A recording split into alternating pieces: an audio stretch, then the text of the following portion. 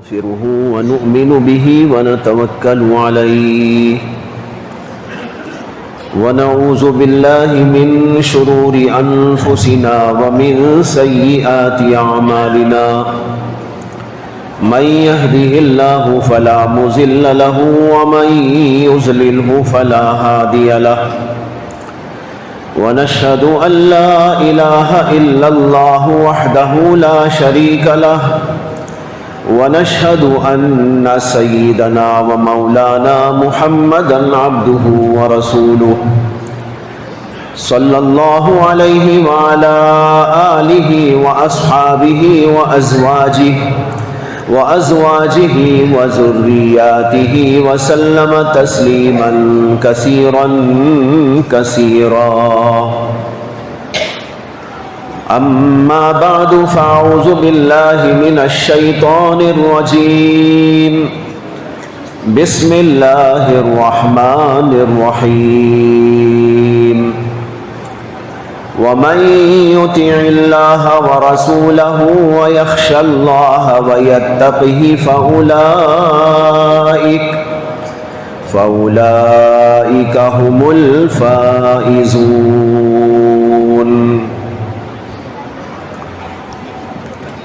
حضرات علماء کرام، بزرگان ملت، نوجوانان اسلام، بھائیوں، بزرگوں اور دوستوں،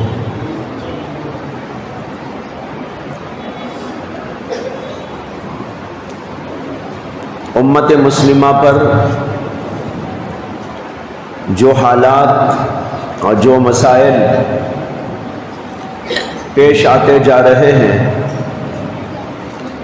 پوری دنیا کی سطح پر بھی اور خاص طور پر ہندوستان کی سطح پر بھی یہ سب کے سامنے بالکل واضح ہے، آشکارا ہے،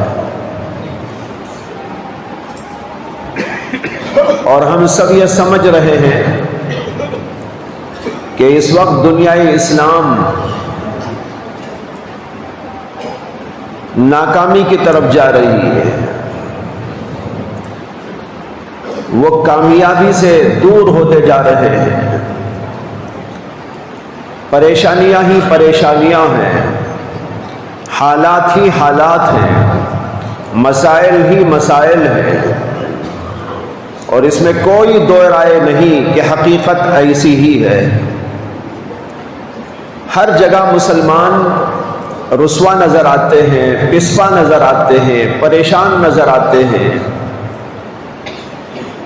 اور خصوصاً ہندوستان کے تناظر میں جب ہم لوگ اپنے آپ کو محسوس کرتے ہیں، دیکھتے ہیں، تو ایسا معلوم ہوتا ہے کہ ہمارا مستقبل بڑا تاریک ہے. لیکن اس کے ساتھ ہمیں یہ سوچنے کی ضرورت ہے کہ ایسا ہے تو کیوں ہے، وجہ کیا ہے. وجہ جب تک معلوم نہ ہوگی اس وقت تک علاج نہیں ہو سکتا. ایک آدمی بیمار ہوتا ہے، اسے پیٹ میں درد ہو رہا ہے، تو ڈاکٹر سب سے پہلے یہ کرتا ہے کہ اس کے ٹیسٹ کرواتا ہے. مختلف انداز سے ٹیسٹنگ کی جاتی ہے، اسکیننگ لی جاتی ہے، ایکس رے کرایا جاتا ہے، خون ٹیسٹ لیا جاتا ہے، یہ معلوم کرنے کے لیے کہ اس کے پیٹ میں درد کیوں ہے. جب تک یہ معلوم نہ ہو کہ پیٹ میں درد کیوں ہے، ڈاکٹر علاج نہیں کر سکتا. کس بات کا علاج کرے گا؟ لہذا سب سے پہلے یہ بات ضروری ہوتی ہے کہ جو پریشانی پیش آئے اس پریشانی کے اسباب تلاشے، معلوم کرے.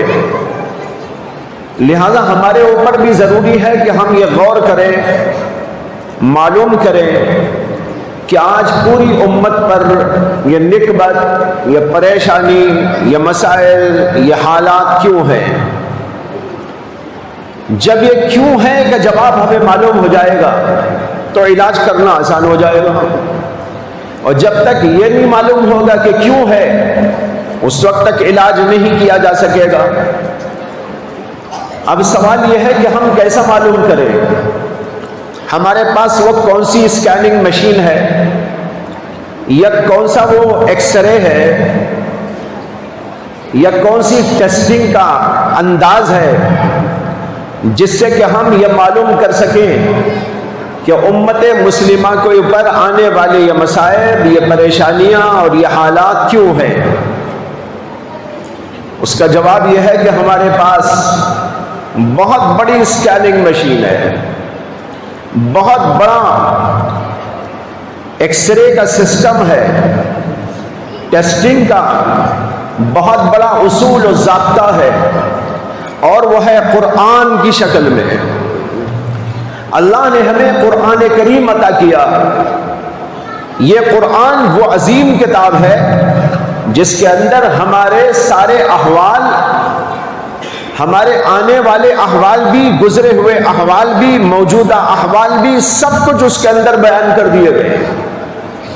اگر امت مسلمہ یہ جانچنے کی کوشش کرے یا چاہے کہ میں جانچوں کہ ہمارے اوپر یہ حالات کیوں ہیں، تو اسے قرآن کی طرف آنا پڑے گا۔ قرآن کی اس مشین میں اپنے آپ کو دینا پڑے گا، پھر آپ کو وہ اسکین رپورٹ ملے گی، ایکس رے رپورٹ ملے گی، جس سے آپ کو تشفی بخش طریقے پر یہ پتہ چل جائے گا کہ ہمارے اوپر یہ حالات کیوں ہیں، یہ مسائل کیوں ہیں، یہ پریشانیاں کیوں ہیں۔ لیکن عجیب بات یہ ہے کہ ہم لوگ قرآن کریم نہیں پڑھتے۔ قرآن کریم میں کیا لکھا ہے ہم نہیں جانتے۔ قرآن میں کیا اصول، کیا ضوابط پیش کیے گئے ہیں، اس کے بارے میں کبھی غور و فکر نہیں کرتے۔ ہم جب بھی حالات آتے ہیں مختلف چیزوں پر غور کرتے ہیں، لیکن اس پر نہیں غور کرتے کہ قرآن نے ہمارے بارے میں کیا کہا ہے، نبی علیہ السلام نے ہمارے بارے میں کیا رپورٹ دی ہے۔ یہ اگر پڑھ لیا جائے تو اس کا جواب بڑی آسانی سے ہم کو مل سکتا ہے۔ بھائیو، یہ بات صحیح ہے کہ ہم ناکامی کا شکار ہوتے جا رہے ہیں، لیکن قرآن نے یہ بھی تو بتایا کہ امت کب کامیاب ہوتی ہے، کب ناکام ہوتی ہے۔ کامیابی کا اصول اور ناکامی کا اصول اللہ نے قرآن کے اندر دونوں بتا دیے، اور یہ بتایا کہ انسان کب ناکام ہوتا ہے۔ قرآن کریم میں ایک جگہ پر اللہ تعالیٰ کہتے ہیں والعصر، زمانے کی قسم ہے، ان الانسان لفی خسر، تمام کے تمام انسان گھاٹے میں ہیں، خسارے میں ہیں، ناکامی میں ہیں۔ اب دیکھو یہاں اللہ نے پہلے تو قسم کھایا ہے، والعصر، عصر کے معنی آتے ہیں زمانہ۔ عربی میں واو شروع میں لگتا ہے تو اس کا معنی ہوتا ہے قسم۔ اللہ کہتے ہیں والعصر، زمانے کی قسم ہے، یعنی اللہ نے زمانے کو گواہ بنایا ہے۔ کون سا زمانہ؟ پوری تاریخ کا زمانہ، آدم علیہ السلام سے لے کر محمد عربی صلی اللہ علیہ وسلم تک، اور اس آیت کے نازل ہونے تک کا جتنا زمانہ ہے، اللہ نے اس پورے زمانے کو دلیل بنایا، گواہ بنایا، اور فرمایا والعصر، زمانے کی قسم ہے، یعنی زمانہ گواہی دیتا ہے، پوری تاریخ گواہی دیتی ہے۔ تمام کے تمام زمانے جو اب تک گزر گئے ہیں، اس کے اندر کی قوموں کے احوال وہ گواہی دیتے ہیں۔ گواہی کس بات کی دیتے ہیں؟ ان الانسان لفی خسر، تمام کے تمام انسان گھاٹے میں ہیں، خسارے میں ہیں۔ آدم کے زمانے میں دیکھ لو، شیش کے زمانے میں دیکھ لو، نوح کے زمانے میں دیکھ لو، ابراہیم کے زمانے میں دیکھ لو، داؤد کے زمانے میں دیکھ لو، قوم عاد کا زمانہ دیکھ لو، قوم سمود کا زمانہ دیکھ لو، اور ملتوں اور قوموں کے احوال کو دیکھ لو، اور اشخاص کو بھی دیکھ لو، قوموں کو بھی دیکھ لو، یہ پوری تاریخ تمہارے سامنے موجود ہے۔ اس تاریخ کو پڑھ کر دیکھ لینا، تمام کے تمام انسان ہمیشہ گھاٹے میں رہے ہیں، خسارے میں رہے ہیں۔ اس لیے اگر تم بھی گھاٹے میں ہے، خسارے میں ہے، تو اسی اصول کے مطابق تم بھی گھاٹے میں ہے، خسارے میں ہے۔ اور خسارے سے اگر کوئی بچا ہے پوری تاریخ کے اندر تو وہ لوگ بچے ہیں جن کے اندر 4 صفات موجود ہیں، جن کے اندر یہ 4 صفات ہیں وہ بچ گئے، وہ ناکام نہیں ہوئے۔ جو یہ 4 صفات والے نہیں تھے وہ خسارے میں رہے، گھاٹے میں رہے، ناکامی کا سامنا کرتے رہے، کوئی چیز ان کو ناکامی سے نہیں بچا سکی۔ اب یہ گھاٹے و خسارے والے کیسے کیسے لوگ تھے؟ اس میں بادشاہ بھی تھے، اس میں وزیر قسم کے لوگ بھی تھے، اس کے اندر پڑھے لکھے لوگ بھی تھے، اس کے اندر جو ہے بڑے بڑے ماہرین بھی موجود تھے، اس کے اندر عوام بھی موجود تھے، ہر قسم کے لوگ تھے، لیکن نہ ان کی ڈگریوں نے ان کو بچایا، نہ ان کے مال نے ان کو بچایا، نہ ان کی حکومت نے ان کو بچایا، نہ کسی اور چیز نے ان کو بچایا۔ سب کے سب گھاٹے میں گئے، خسارے میں پڑے، ناکامی کا منہ دیکھتے رہے۔ اگر بچ سکے اس سے تو وہ لوگ بچ سکے جو 4 قسم کی صفتیں اپنے اندر رکھتے تھے۔ کیا 4 صفتیں؟ فرمایا الا الذین آمنوا، گھاٹے سے بچنے والے وہ تھے جو ایمان رکھنے والے تھے، وعملوا الصالحات، اور نیک عمل کرنے والے تھے، وتواصوا بالحق، اور ایک دوسرے کو حق کی وصیت اور نصیحت کرنے والے تھے، وتواصوا بالصبر، اور ایک دوسرے کو صبر کی تلقین کرنے والے تھے۔ جو لوگ یہ 4 کام کر رہے تھے اللہ نے ان کو گھاٹے و خسارے سے بچا لیا، اور جو لوگ یہ کام نہیں کر رہے تھے وہ گھاٹے میں خسارے میں پڑے رہے، اور ان کو ان کی دولت نے نہیں بچایا، ان کے مال نے نہیں بچایا، ان کی جو ہے ڈگریوں نے ان کو نہیں بچایا، ان کی کسی جو ہے ان کے جتھے نے ان کو نہیں بچایا، ان کے کسی گروپ نے ان کو نہیں بچایا۔ ہر آدمی گھاٹے میں رہا، خسارے میں رہا۔ اس سے ایک اصول سمجھ میں آ گیا کہ اگر کوئی دنیا میں کامیابی چاہتا ہے تو ڈگری نہیں چاہیے، مال نہیں چاہیے، جائیداد نہیں چاہیے، جتھا نہیں چاہیے، مختلف اور دنیا کی چیزیں نہیں چاہیے۔ اگر وہ دنیا میں کامیابی چاہتا ہے تو اس کا اصول یہ ہے کہ سب سے پہلے ایمان کامل اس کے پاس ہونا چاہیے، عمل اس کے پاس نیک ہونا چاہیے، اور ایک دوسرے کو بھی حق کی بات بتاتے رہنا چاہیے، ایک دوسرے کو صبر کی تلقین کرتے رہنا چاہیے۔ جو لوگ یہ کام کرتے ہیں اللہ ان کو ہمیشہ ہمیشہ اس دنیا کے اندر بھی اور آخرت کے اندر بھی کامیاب ہی کامیاب کرتا ہے، وہ ناکامی کا منہ کبھی نہیں دیکھتے۔ یہ ہے اصول۔ حضرات صحابہ کے بارے میں آتا ہے، یہ جو چھوٹی سی سورت ہے جس کا نام ہے سورۃ العصر، اور بچے کو یاد ہے، یہاں بھی جتنے بیٹھے ہیں میرے خیال سے سبھی کو یاد ہوگی۔ روایتوں میں آتا ہے کہ حضرات صحابہ جب ایک دوسرے سے ملاقات کرتے تھے یہ سورت سناتے تھے۔ 2 صحابیوں کی ملاقات ہوئی، انہوں نے کہا بھائی سن لو، والعصر ان الانسان لفی خسر الا الذین آمنوا وعملوا الصالحات وتواصوا بالحق وتواصوا بالصبر۔ یہ صحابی ان کو سناتے، وہ صحابی ان کو سناتے، یعنی اس سورت کی اتنی اہمیت تھی ان حضرات کے نزدیک کہ جب بھی ملاقات ہوتی تو ایک دوسرے کو یہ سنایا کرتے تھے تاکہ یہ مضمون ذہن میں تازہ رہے، دل میں پیوست ہو جائے۔ ہمیشہ مد نظر رکھے.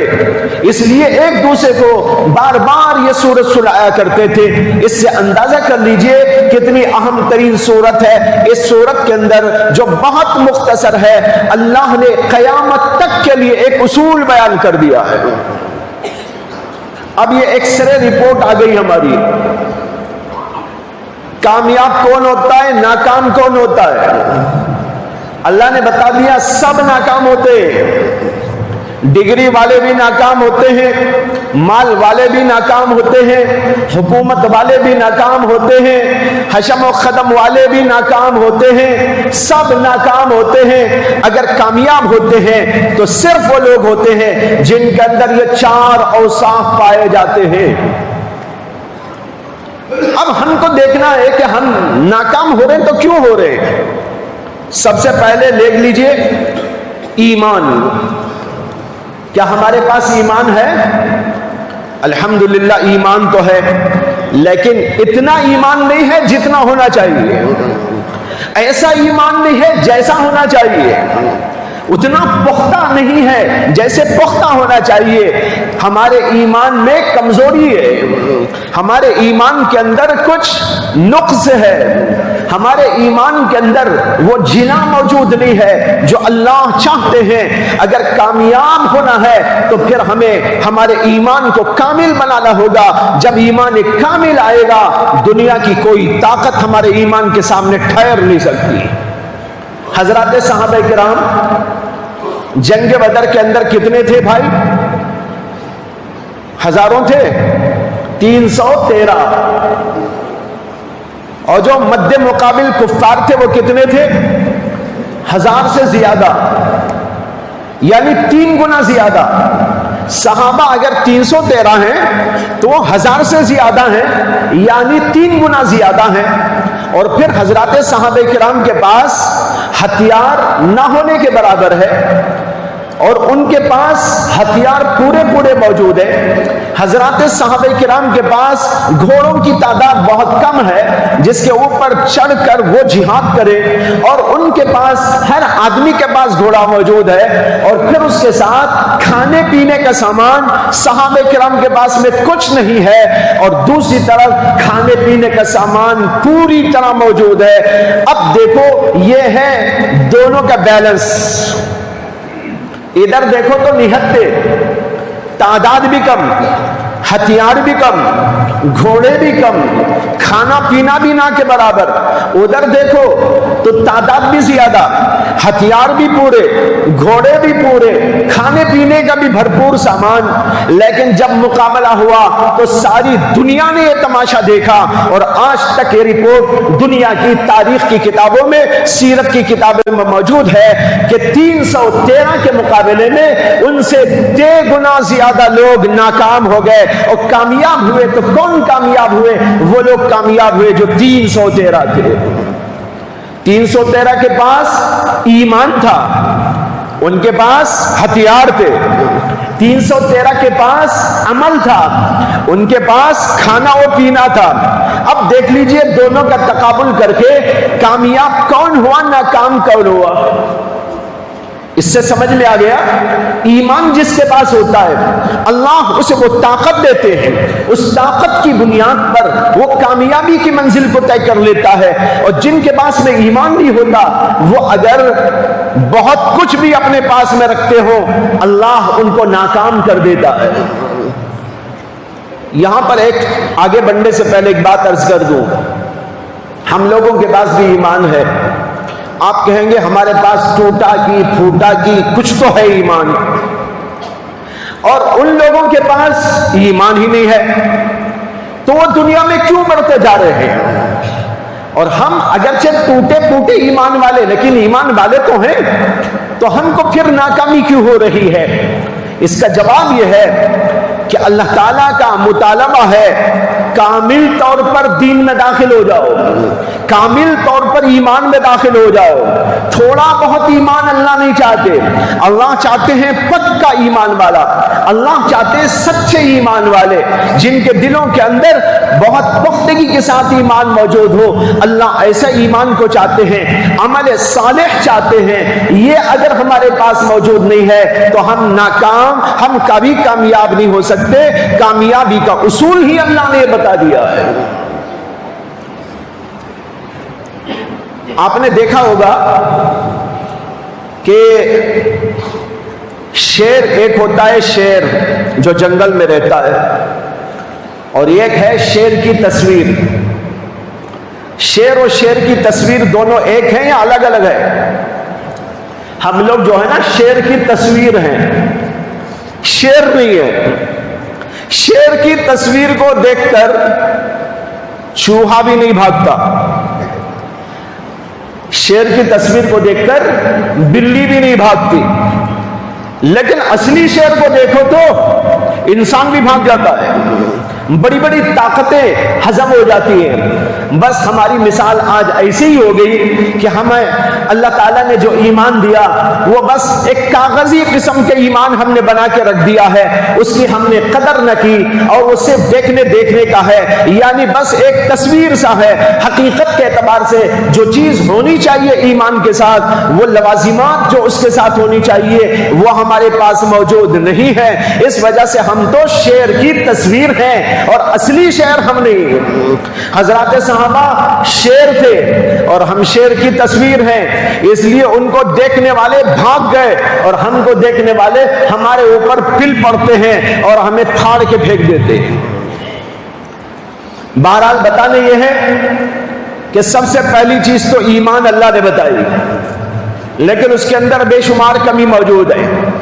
उस कमी को दूर करने की कोशिश करना चाहिए। जो ही हमारा ईमान कामिल होगा, हालात खुद ब खुद बदलना शुरू हो जाएंगे।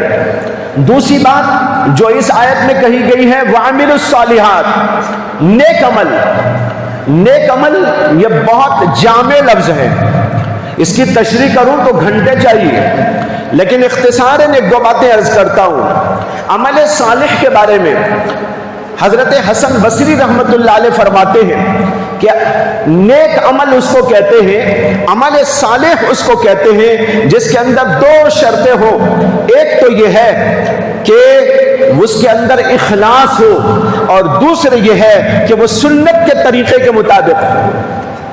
जो अमल इखलास वाला और जो अमल सुन्नत के मुताबिक, उसको कहते हैं अमल सालेह। एक आदमी अमल करता है लेकिन उसके अंदर इखलास नहीं है, वो नमाज पढ़ता है, रोजा रखता है, जिक्र तस्बीह करता है, खिदमत खल्क करता है, बहुत कुछ और करता है, लेकिन उसके अंदर इखलास मौजूद नहीं है। लोगों को दिखाना चाहता है, अपना नाम पैदा करना चाहता है, लोगों में अपनी शोहरत चाहता है, लोगों में अपनी इज्जत चाहता है।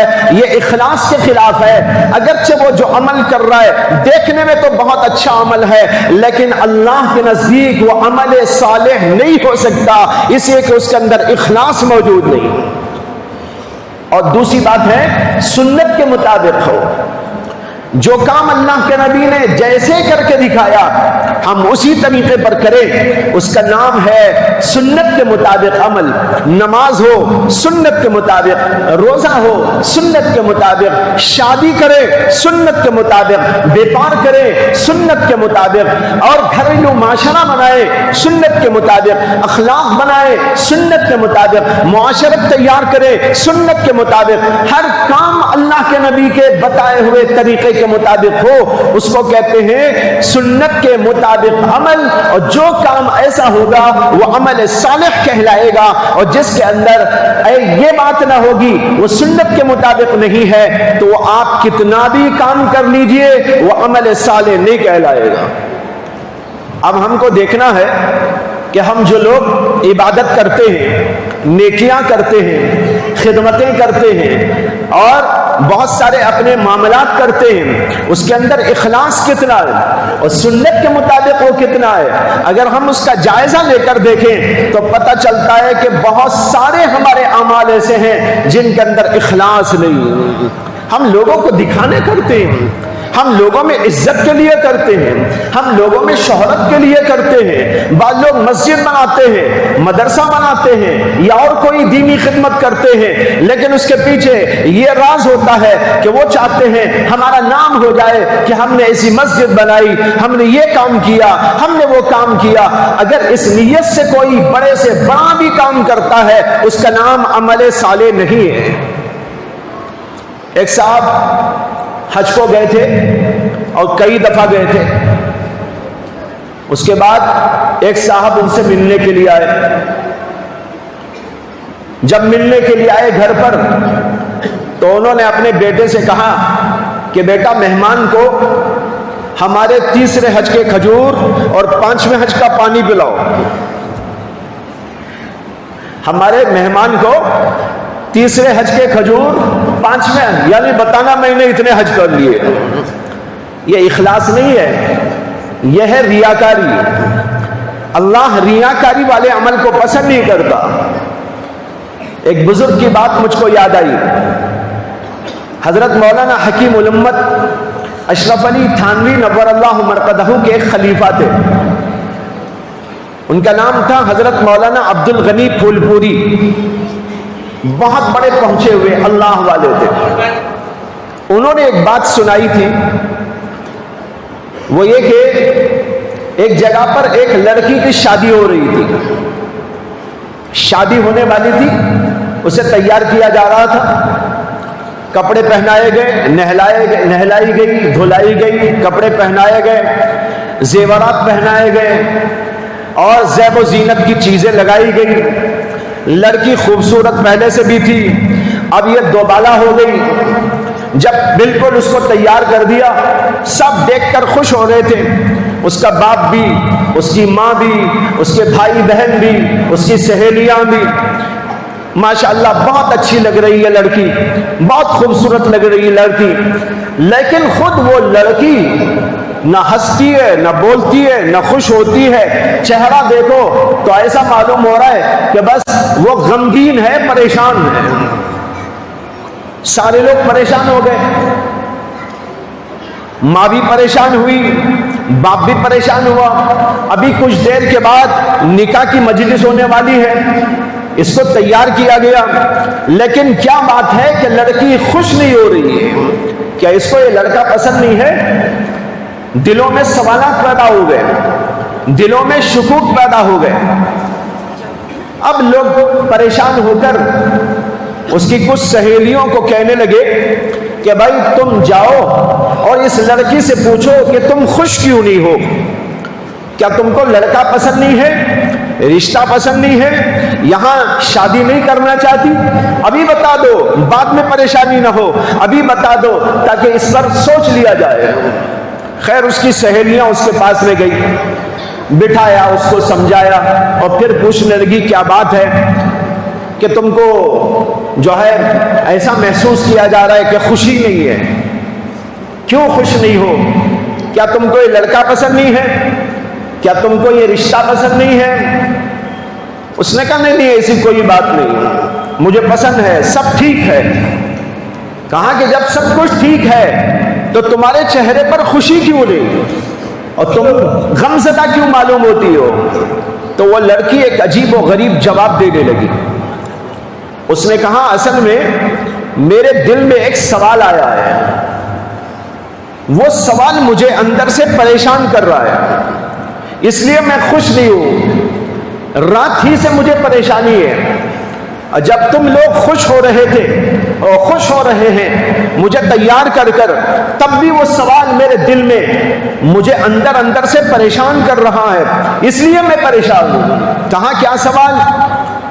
تو وہ لڑکی کہنے لگی مجھے سوال یہ پیدا ہوا ہے کہ میں اچھی لگ رہی ہوں میری ماں کو، میں خوبصورت لگ رہی ہوں میرے باپ کو، میں اچھی لگ رہی ہوں میری سہیلیوں کو، میں اچھی لگ رہی ہوں میرے بھائیوں کو اور بہنوں کو، سب خوش ہو رہے ہیں دیکھ دیکھ کر، لیکن سوال یہ پیدا ہو گیا کہ مجھے جس کے لیے تیار کیا جا رہا ہے یعنی ہونے والا شوہر، اگر میں اسے پسند نہ آئی تو کیا ہوگا؟ سمجھ میں آیا نہیں آیا؟ کہنے لگی وہ بچی شادی ہونے والی کہ میرے ذہن میں سوال آیا ہے کہ سب خوش ہیں اور کہہ رہے ہیں میں بہت اچھی ہوں، بہت اچھی ہوں، لیکن سوال یہ ہے کہ مجھے جس شوہر کے لیے تیار کیا جا رہا ہے وہ اگر دیکھنے کے بعد یہ کہہ دے مجھے پسند نہیں تو میری زندگی کا کیا ہوگا؟ کیا اس وقت میں ماں کو اچھا لگنا میری زندگی کو بنا سکتا ہے؟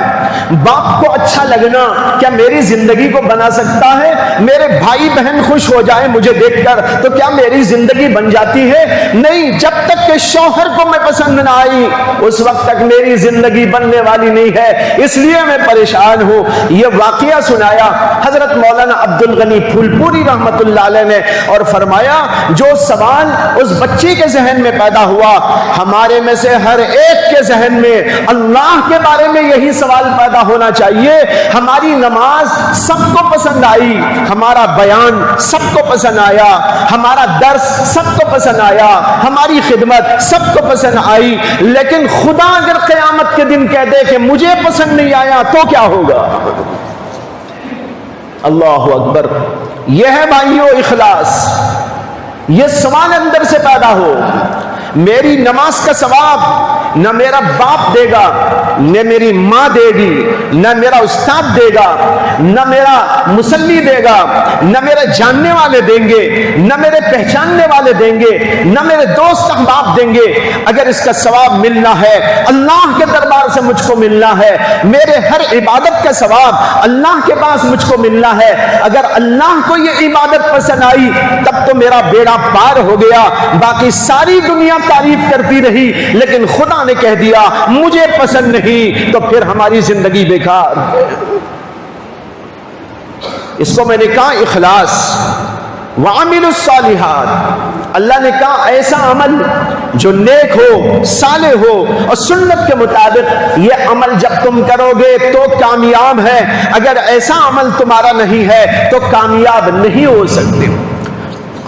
دوسری بات یہ عرض کرنا ہے کہ عمل صالح جس کو ہم کہتے ہیں اس میں نماز بھی ہے، روزہ بھی ہے، عبادت بھی ہے، اس کے علاوہ معاشرت بھی ہے، گھریلو زندگی کیسی، ماں باپ کے ساتھ سلوک کیسا، بیوی بچوں کے ساتھ کیسا، اور رشتہ داروں کے ساتھ سلوک کیسا، دوست احباب کے ساتھ میں کیسا، اور پھر اس کے علاوہ اخلاق بھی اس میں آ جاتے ہیں کہ اخلاق والا عمل وہ بھی اخلاص کے ساتھ ہو اور بہترین ہو، سنت کے مطابق ہمارے اخلاق بنے۔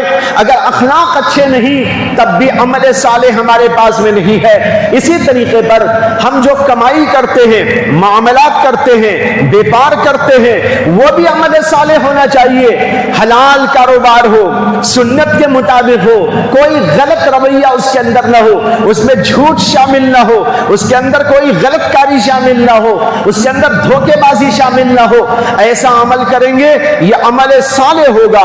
اسی طریقے پر پوری زندگی پر یہ عمل صالح پھیلا ہوا ہے، اس کے اندر عبادت بھی ہے، اس کے اندر معاشرت بھی ہے، اس کے اندر معاملات بھی ہیں، اس کے اندر اخلاقیات بھی ہیں، یہ سب کی سب چیزیں عمل صالح کے اندر آ جاتی ہیں۔ اگر یہ سارے کا سارا معاملہ اللہ کے لیے اخلاص کے طور پر ہو اور سنت کے مطابق ہو تب جو ہے عمل صالح ہوگا۔ جب یہ ہمارا عمل ایسا ہوگا اللہ کی طرف سے یہ ہمارے لیے ہوگا کہ ہم کامیاب ہو جائیں۔ اب ہم ذرا جائزہ لے لیں ہماری معاشرت کا کیا حال ہے اور ہمارے اخلاق کا کیا حال ہے، ہماری عبادات کا کیا حال ہے۔ اس کے اندر ہر جگہ پر آپ کو نقص ہی نقص نظر آئے گا، ہر جگہ پر غلطی ہی غلطی نظر آئے گی۔ اخلاق کا حال تو یہ ہے کہ ہمارے پاس اخلاق ہی نہیں ہے۔ دنیا میں جب تک اخلاق والا معاملہ نہ ہو ہم کسی کو متاثر نہیں کر سکتے۔ اخلاق ہی وہ چیز ہے کہ صحابہ کرام لے کر باہر نکلے تھے تو جوک در جوک لوگ اسلام کے اندر داخل ہوتے چلے گئے، ان کو بولنا تک نہ پڑا، لوگ اسلام کے دامن کے اندر آتے رہے، ان کے اخلاق کو دیکھ کر، ان کے کردار کو دیکھ کر، ان کی زبان کی سچائی کو دیکھ کر، ان کے طرز عمل کو دیکھ کر آج ہمارا طرز عمل یہ ہے کہ ہمارے اندر اخلاق موجود نہیں، زبان اچھی نہیں ہے، اس میں جھوٹ آتا ہے، اس پر غیبت چلتی ہے، اور لوگوں کا استہزاء اور مذاق ہوتا ہے، غلط کاریاں ہوتی ہیں، دوسروں کو دکھانے والے جملے استعمال کرتے ہیں، توڑنے والے جملے استعمال کرتے ہیں، جوڑنے کے جملے کم استعمال کرتے ہیں۔ جب یہ اخلاق کا معاملہ ہوگا تو لوگ ہم سے کیسے متاثر ہوں گے اور وہ ہمارے قدموں میں کیسے آ جائیں گے؟ وہ ہمارے اخلاق کو دیکھتے ہیں، بھائی ان کی زبان کیسی، ان کا طرز عمل کیسا، ان کے اندر سچائی کتنی، ان کے اندر جو ہے لوگوں کو اپنانے کا مزاج کتنا، یہ سب دیکھا جاتا ہے۔ جب یہ سب کچھ ہمارے اندر مفقود ہو جاتا ہے تو لوگ ہمارے سے متاثر نہیں ہوتے۔ اور معاشرت کو دیکھ لیجئے، ہماری معاشرت ایسی ہے، گھر گھر میں جھگڑے، دارالقضاؤں میں جا کر دیکھو، دارالقضاؤں میں گھریلو جھگڑوں کی بھرمار ملے گی آپ کو، کورٹوں میں چلے جاؤ آپسی جھگڑوں کی بھرمار ملے گی کورٹوں میں، پولیس اسٹیشنوں میں چلے جاؤ وہاں بھی ہمارے جھگڑے آپ کو ملیں گے، میاں بیوی کے جھگڑے، ساس بہو کے جھگڑے، بھائی بھائی کے جھگڑے، بہن بہن کے جھگڑے، یہاں تک کہ ماں باپ اور بچوں کے جھگڑے، یہ جھگڑے چل رہے ہیں۔ یہ سب کیا ہے؟ ہماری معاشرت کی خرابی کا نتیجہ ہے۔ ہم نے اپنی معاشرت کو اچھا نہیں کیا، جس کی وجہ سے سارے مسائل پیدا ہو گئے۔ بتانے یہ چاہتا ہوں، عمل صالح اس کا نام ہے۔ نماز پڑھو اللہ کے لیے اور اللہ کی شریعت کے مطابق، معاشرت بناؤ اللہ کے لیے اور اللہ کی شریعت کے مطابق، اپنے اخلاق بناؤ اللہ کے رضا کے لیے اور شریعت کے عین مطابق۔ مجھے اخلاق پر ایک بات یاد آ گئی، آپ نے نام سنا ہوگا امام عبداللہ ابن مبارک کا، بہت بڑے عظیم محدث تھے، فقی تھے، جلیل الشان صوفی اور بزرگ تھے۔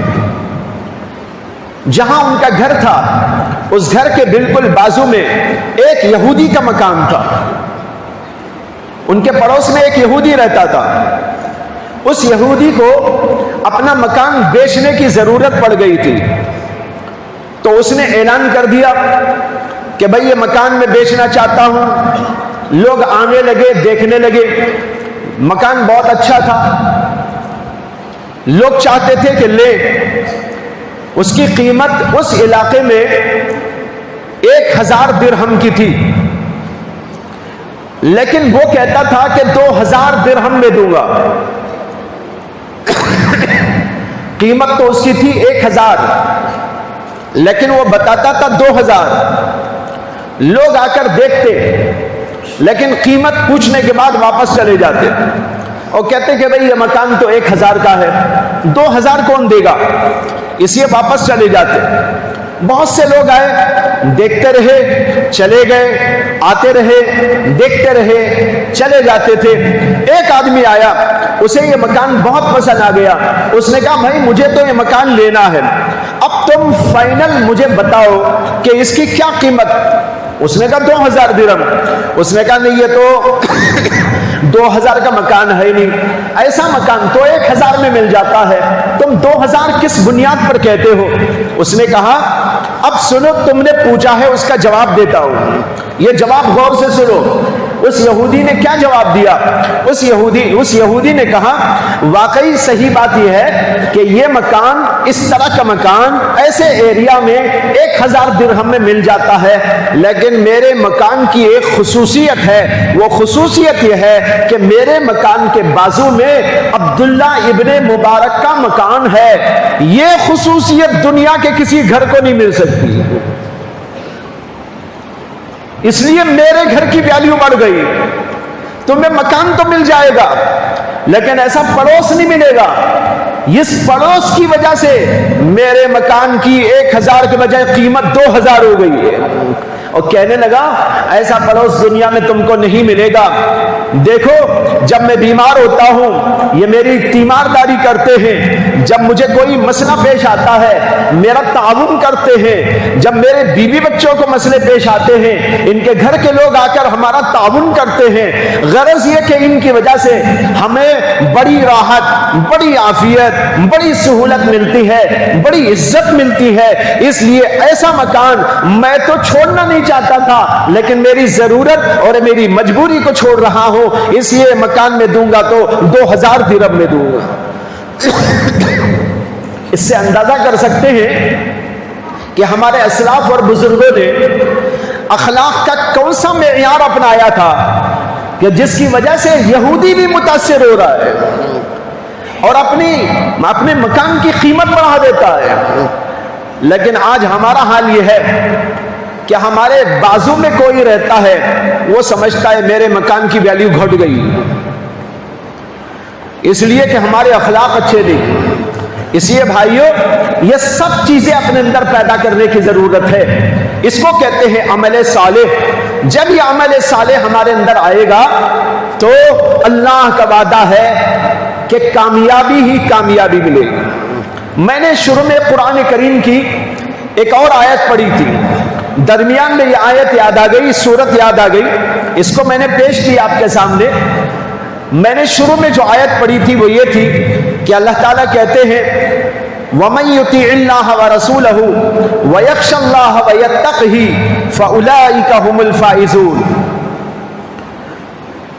جو لوگ اللہ کی اطاعت کرتے ہیں اور اللہ کے رسول کی فرمانبرداری کرتے ہیں اور اللہ سے ڈرتے ہیں اور تقوی کی زندگی گزارتے ہیں، فَأُولَٰئِكَ هُمُ الْفَائِزُونَ، یہی لوگ حقیقت میں کامیاب ہونے والے ہیں۔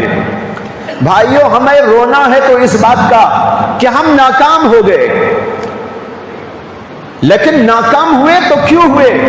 اس لیے کہ ہم نے وہ اصول نہیں اپنایا جو اللہ کے نزدیک کامیابی کے لیے بیان کیا گیا ہے۔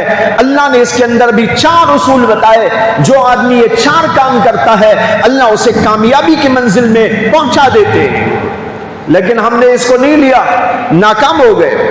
ہم سوچتے ہیں کسی اور انداز پر، لیکن یاد رکھو قرآن میں سب اصول بیان کر دیے گئے، تمام طریقے بیان کر دیے گئے ہیں، قیامت تک کے واسطے بیان کر دیے گئے ہیں۔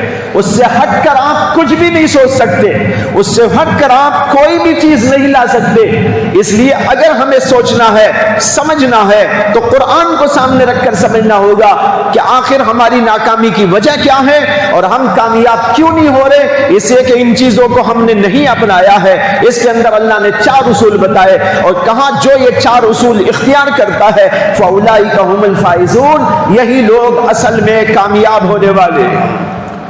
اب ہم سب چاہتے ہیں نا کامیاب ہو جائیں، ہر آدمی سے پوچھو وہ کہے گا ہاں میں بھی کامیاب ہونا چاہتا ہوں۔ زید کو پوچھو، بکر کو پوچھو، عمر کو پوچھو، خالد کو پوچھو، عائشہ کو پوچھو، خدیجہ کو پوچھو، چھوٹے کو پوچھو، بڑے کو پوچھو، مرد کو پوچھو، عورت کو پوچھو، پڑھے لکھے کو پوچھو، جاہل کو پوچھو، عالم کو پوچھو، فاضل کو پوچھو، گریجویٹ کو پوچھو، ڈاکٹر کو پوچھو، انجینئر کو پوچھو، ارے کسی کو بھی پوچھو، ہر آدمی کہتا ہاں کامیاب ہونا ہے۔ بھائی کامیاب کیسا؟ ہر آدمی اپنے اپنے ذہن سے کامیابی کچھ اور سمجھتا ہے، لیکن قرآن نے بتایا کامیابی اگر ہے ان 4 چیزوں کے اندر ہے، اس کو سمجھو کامیابی، کسی اور چیز کو تم کامیابی سمجھتے ہو یہ غلط ہے تمہارا نظریہ اور تمہاری عقل چھوٹی، تم بہت زیادہ نہیں جانتے، اسی اللہ سے پوچھنا پڑے گا۔ اگر تم اپنی عقل سے سمجھنے کی کوشش کرو گے جگہ جگہ دھوکہ کھاؤ گے، جگہ جگہ ٹھوکر کھاؤ گے، جگہ جگہ ناکام ہوتے جاؤ گے۔ اسی اللہ سے پوچھو، اللہ نے بتا دیا کامیاب ہونے کے لیے یہ 4 اصول ہیں، ان 4 اصولوں کو اپناؤ کامیاب ہو جاؤ گے۔ اس میں 4 اصولوں میں ایک اللہ کی اطاعت، ایک رسول اللہ صلی اللہ علیہ وسلم کی اطاعت۔ آج امت مسلمہ کچھ جزوی طور پر تو اطاعت کر رہی ہے، کوئی نماز پڑھ رہا ہے کچھ اور چھوڑ دے رہا ہے، کوئی 2-4 چیزوں کو لیتا ہے 10-15 کو چھوڑ دیتا ہے، کوئی 100 کو لے رہا ہے تو 1000 کو چھوڑ دے رہا ہے۔ اللہ کا مطالبہ یہ ہے اللہ کی پوری پوری اطاعت کرو، اللہ کے رسول کی پوری پوری اطاعت کرو۔ جب تم پوری پوری اطاعت کرو گے کامیابی ضرور تم کو مل کے رہے گی۔ ایسا نہیں ہو سکتا کہ کامیابی نہ ملے۔ کامیابی کے اصول کو اپنانا ضروری ہے۔ جب کامیابی کے اصول کو نہیں اپناؤ گے تو پھر کامیابی کیسے مل جائے گی؟ چیخنے سے نہیں مل جائے گی، پکارنے سے نہیں مل جائے گی، مضامین لکھ دینے سے نہیں مل جائے گی، ہاں ہو کر دینے سے نہیں مل جائے گی۔ بھائیو، اصول پر عمل کرنے سے ملتی ہے، اور اللہ نے اصول بیان کر دیا ہے۔ اللہ کی اطاعت، اللہ کے رسول کی اطاعت، جب یہ اطاعت ہوگی کامیابی تم کو ضرور مل کے رہے گی۔ حضرات صحابہ کو ملی تھی یا نہیں ملی تھی؟ ساری دنیا ان کے سامنے زیر ہو گئی تھی کہ نہیں ہو گئی تھی؟ ساری دنیا ان سے ڈرتی تھی کہ نہیں ڈرتی تھی؟ حضرت عمر رضی اللہ تعالی عنہ، ان کا نام لیا جاتا تھا تو قیصر و کسریٰ کے دربار میں بیٹھنے والوں پر کپکپی طاری ہو جاتی تھی، بادشاہوں پر کپکپی طاری ہو جاتی تھی۔ تاریخ کے اندر واقعہ لکھا ہے کہ حضرت عمر رضی اللہ تعالی عنہ سے ملاقات کے لیے ملک روم کے بادشاہ نے اپنے قاصد کو بھیجا تھا۔ جب وہ قاصد آیا مدینے میں گھسنے کے بعد اس نے کسی سے پوچھا کہ میں امیر المؤمنین عمر بن خطاب کا محل کہاں ہے پوچھنا چاہتا ہوں۔ کیا پوچھنا چاہتا ہوں؟ محل کہاں ہے؟ ایک مسلمان ملے اسے تو ان سے پوچھ لیا تو وہ ہنسنے لگے اور سمجھے آدمی دیوانہ ہے۔ حضرت امیر المومنین کا محل پوچھ رہا ہے، محل کہاں ہے یہاں پر؟ اس لیے وہ آدمی ہنس کے چلا گیا اور سمجھے وہ کہ دیوانہ ہے، محل پوچھ رہا ہے، اور وہ آدمی سمجھا یہ دیوانہ ہے، ہنس کے چلے جا رہا ہے۔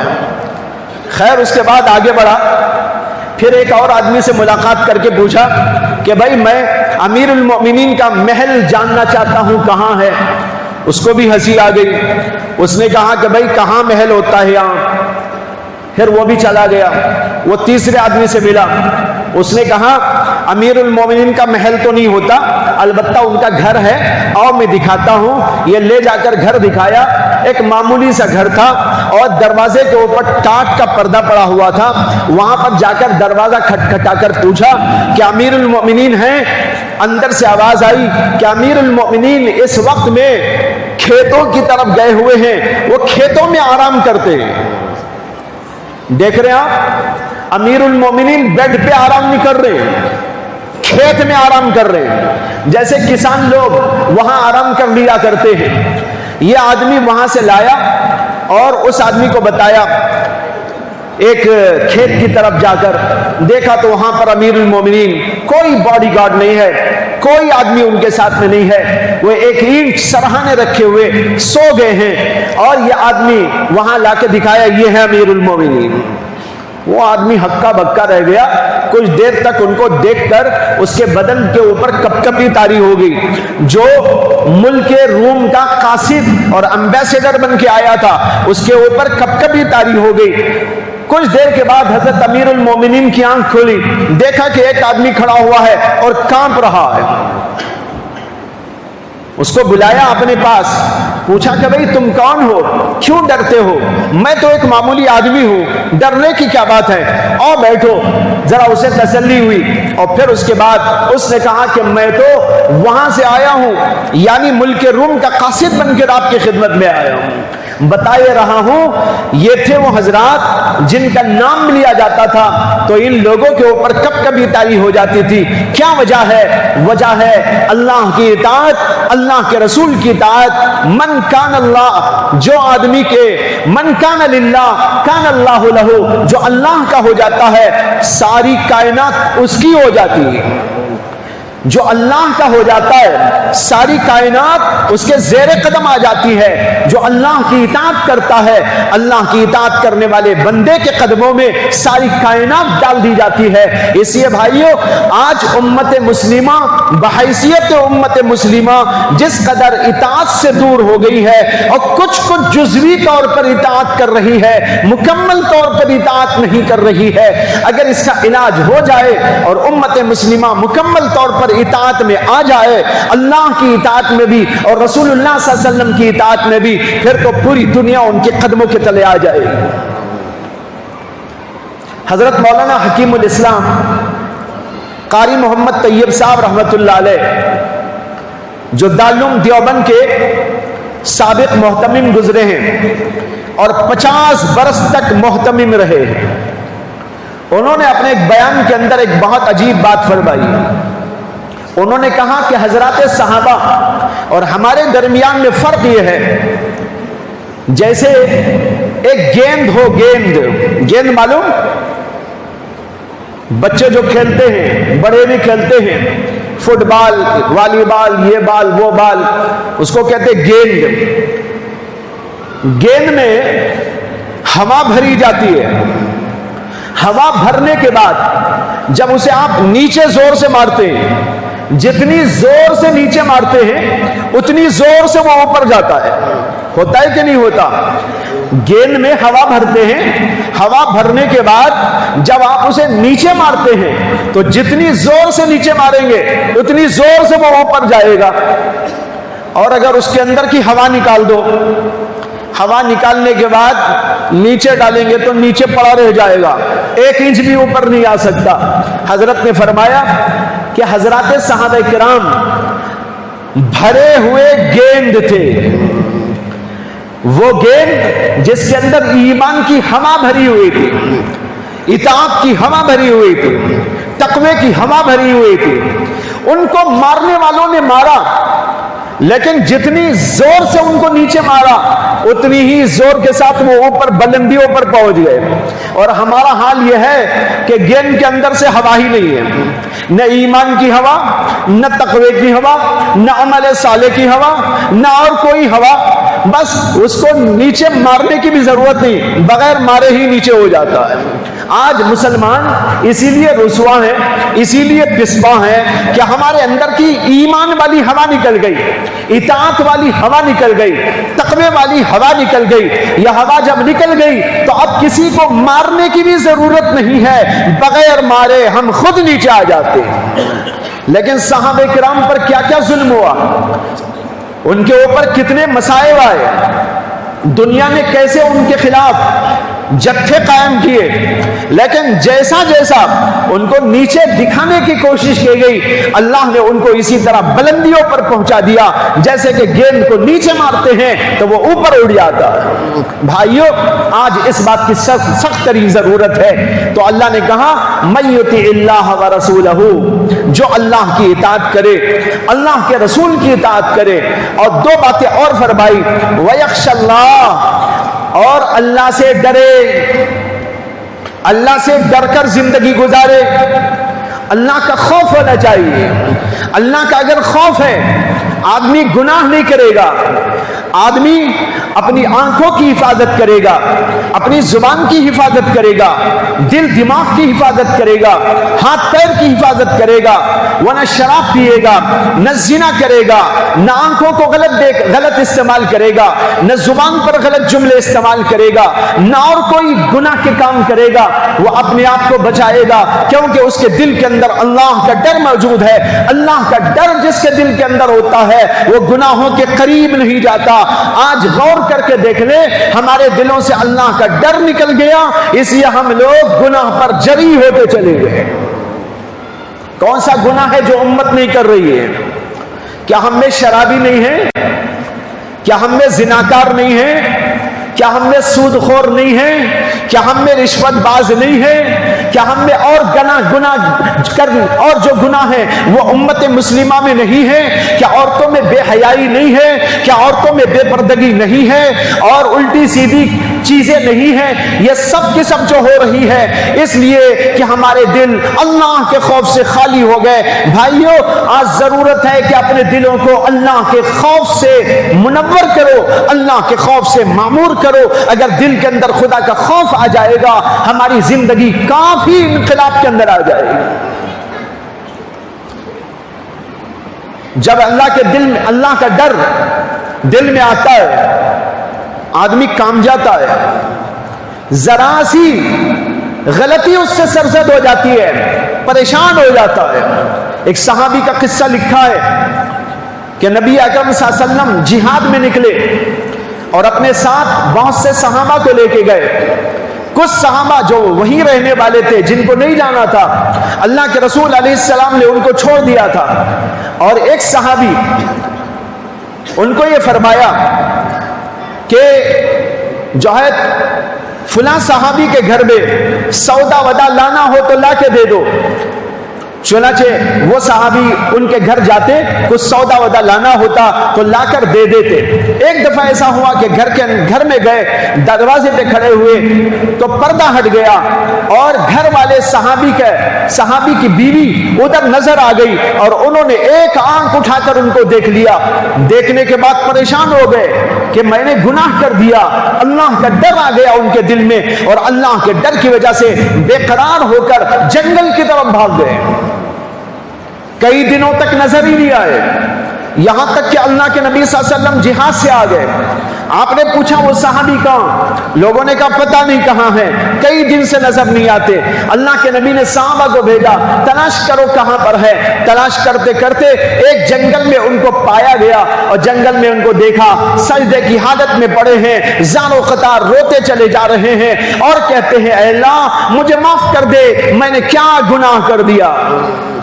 ایک آنکھ ایک عورت پر پڑ گئی، وہ بھی اتفاق سے بڑھ گئی، لیکن اس کے باوجود یہ بے قراری پیدا ہو گئی۔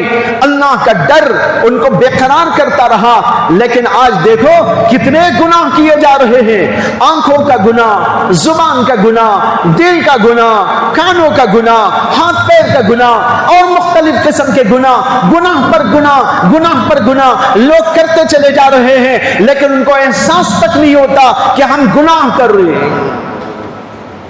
کیوں؟ اللہ کا ڈر نہیں ہے۔ اللہ تعالیٰ کہتے ہیں وَيَخْشَ اللَّهَ، کامیابی اگر چاہتے ہو اللہ سے ڈر کر زندگی گزارو۔ تمہاری زندگی میں اللہ کا خوف ہونا چاہیے۔ اگر کامیابی چاہتے ہو، اگر ناکامی چاہتے ہو، منمانی زندگی کرو، اور اگر تم کامیاب زندگی چاہتے ہو تو پھر اللہ کا ڈر اپنے دل کے اندر پیدا کرو۔ یا اللہ کا ڈر آئے گا تو تمہاری زندگی کامیابی کی طرف جائے گی، ورنہ تو تم ناکامی کی طرف چلی جاؤ گی۔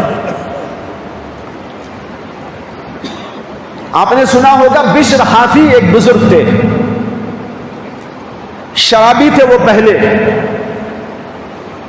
بعد میں ایک واقعہ پیش آیا تو اللہ والے ہو گئے، سچے دل کے ساتھ میں توبہ کر لی، ان کے دل میں اللہ کا ڈر آ گیا، اللہ کا ڈر آیا، توبہ کیا، استغفار کیا، اور پھر نیک لوگوں کی صحبت میں بیٹھنے اٹھنے لگے، یہاں تک کہ بہت اونچے مراتب پر پہنچ گئے۔